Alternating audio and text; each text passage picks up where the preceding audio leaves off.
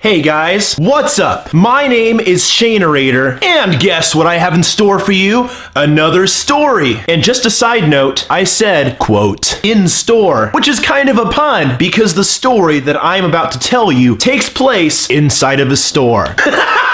I know, I thought it was a great way to start this video as well. Let us go ahead and set up the pillars of support for our story before we get into the nitty-gritty. So here's the deal. I think kind of the American cultural paradigm of working is generally from 9 to 5 days a week. Now, math experts will say, well, that equates to about 40 hours a week. Now, what are my thoughts on this? Not a fan. Here's why. You get up, you drink your coffee, maybe sit around and read the newspaper. You then take a look at the clock, and then you realize, holy crap, it's time for me to go to work. So you do what you normally do to get ready for work. You shave, you apply makeup. It occurs to me that I know very little about girls and the way they apply makeup. But after you do all that stuff, you go to work, you work your shift, and then you get home in the early afternoon. What do you do then?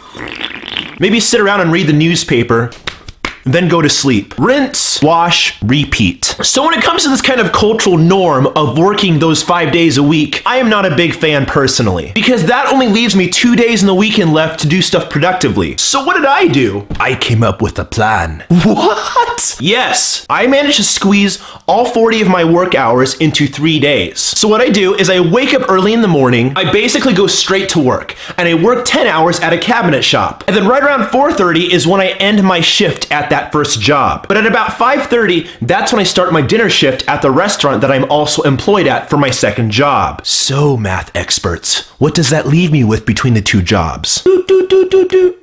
That leaves me a 1 hour break period between the two jobs. So me being a firm proponent of using every minute productively, except for those very many hours that I spend playing video games, I decide to use that hour to go shopping. Well, where else? Winco, of course. Step into my shoes for just a second.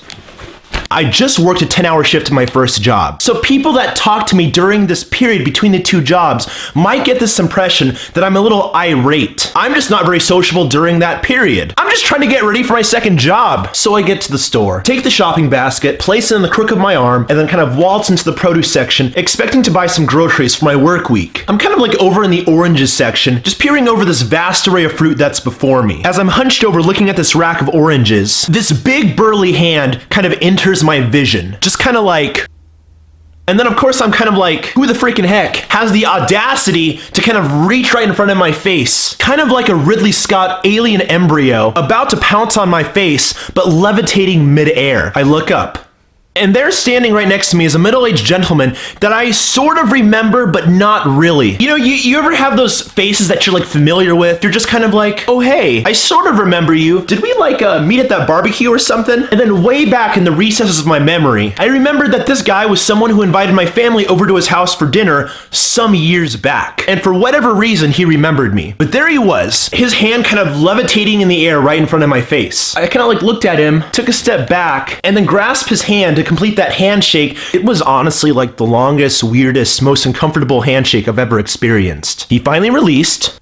Hello there, young man. Oh, hi. It's a pleasure to see you again. Oh yeah, it's good to see you too. And now, of course, it was one of those moments where I was like, ugh, kill me. I was not really in a talkative mood. Tell me, how is your family doing? Well, what are you planning to do with your life? Well, you should really look into it. So after a few minutes of him asking me fundamental questions about who I am and the meaning of life, I kind of politely told him, well, would you look at the time? I gotta get going, but it was really nice seeing you. I was able to edge my way out of there and get away successfully, barely getting to work on time.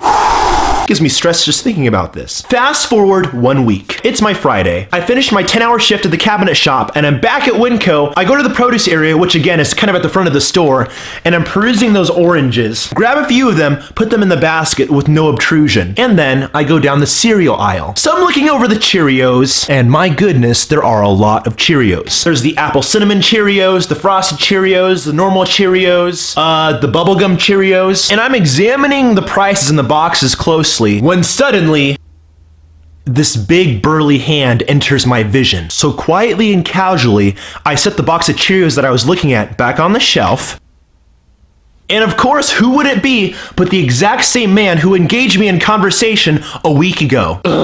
Kill me. And like before, his hand was a little awkwardly too close in front of my face for me to engage him in a proper handshake. So I took a step back and, like last week, reluctantly clasped his hand to complete that handshake once more. And then when he finally released, he proceeded to then ask me some very similar questions that he had asked me the week before. It's a pleasure to see you again. Tell me, how is your family doing? What are you planning to do with your life? And of course, during this time, I'm kind of edging my way to the end of the aisle, trying to make it somewhat clear that I don't really have time to talk. Finally, he takes the hint and we bid farewell. Fast forward another week. It's my Friday. I finished my 10-hour shift at the cabinet shop and I'm back at Winco and begin to make my way to the front of the store towards the produce. But you see, I'm a little more sneaky this time. So as I get to the edge of the shelves that cover the front of the store, I'm able to access the produce aisle. I kind of peek around the shelves to see if there's anyone there.